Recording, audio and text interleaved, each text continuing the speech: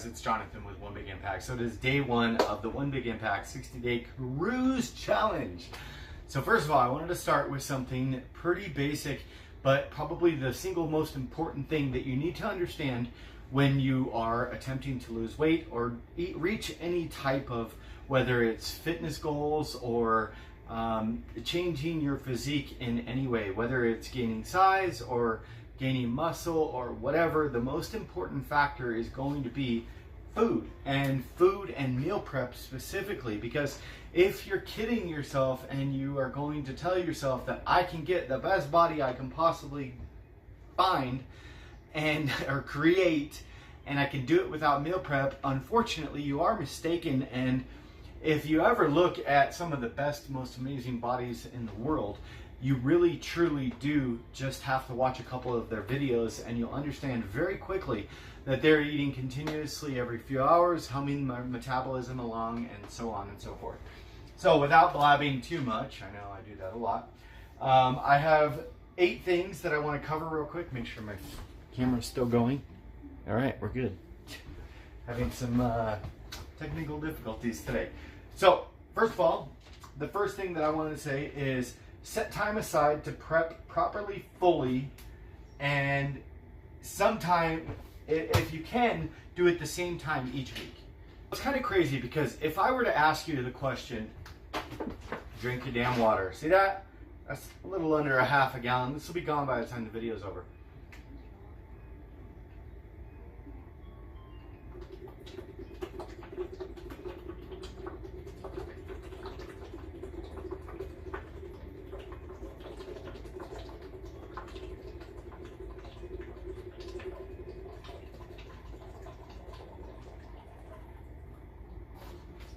Or now,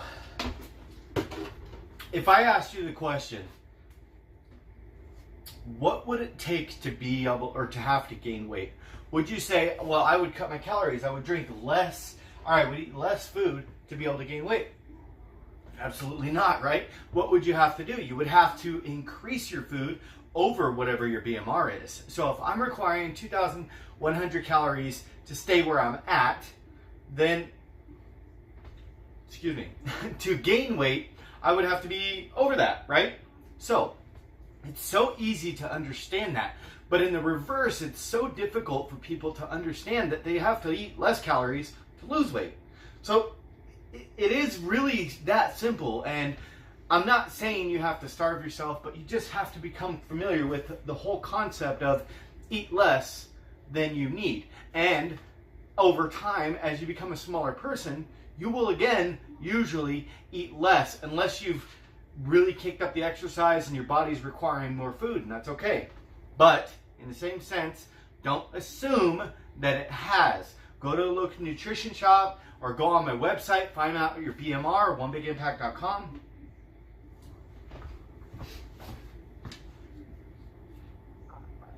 The next and most important thing is weigh everything. Weigh everything meticulously. If you are not weighing everything meticulously, you're basically wasting your time. The reason I say that is because you cannot tell me how much of an ounce, how much is ounces of this cheese. I don't care. You might get lucky 1 or 2 times out of 10, but I promise you, you will be off, especially with your fats. You have to make sure you're measuring. Half of an avocado is half of an avocado. But realistically, it would make sense because that you would be really, really specific, and even an avocado weigh to the ounces, because in Thailand they have avocados that are Colombia, why they think they call it avocate, but it's an avocado basically. It tastes the same, and it's this big, and I've seen some super small. So you really got to pay attention to all of your calorie ranges. The next thing is, do not start meal prepping while you're hungry, because you will be more inclined to lick your fingers, taste the bowl, do all those things. Those calories add up.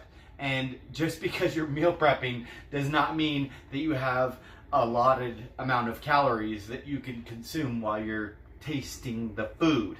Okay, so first of all, you have to remember that you are changing your mindset. You're no longer eating for the love of food. You're eating for a purpose to achieve your goals. Is it going to taste good along the way? Yes. But discipline yourself to have a meal before you start. Next, get a chair. Okay, if you're cutting vegetables or anything like that, it'd be nice to have a chair to sit down in. And I'm only saying that for you, those of you that have mobility issues or anything. For some reason, when I stand up for an extended period of time and do meal prep and I'm standing over the counter, I get a really bad burn in my back. So it helps to have a chair around when that happens so I can kind of relax, so they don't make up excuses to go lay down. Because if I go lay down, then just be realistic, I'm not going to come back. I'm just going to be done. Sometimes it's taxing on top of everything else that you're doing. The next thing is turn on relaxing music or whatever is fun music to you. Turn on some music, make it fun. It's going to be a couple hours that you're going to be chilling in the kitchen and doing your thing. But remember, you're going to save time in the long run. You're going to save time during the week. And the last and final thing is enjoy. What is something, I want you to tell me something in the comments below. What is something that you enjoy that maybe you think might be different that you do while you're meal prepping? Do you have the kids join in? Do you say, everybody like me, get the hell out of the kitchen? Or what do you actually say?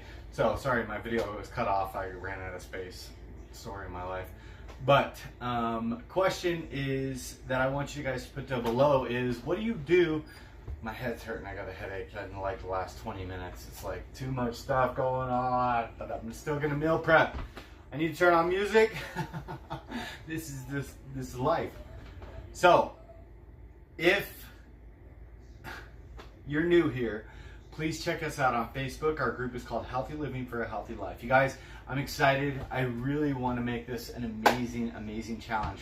I will say, just for future reference, probably in the afternoon, and I would say we're going to be doing 2 videos per week.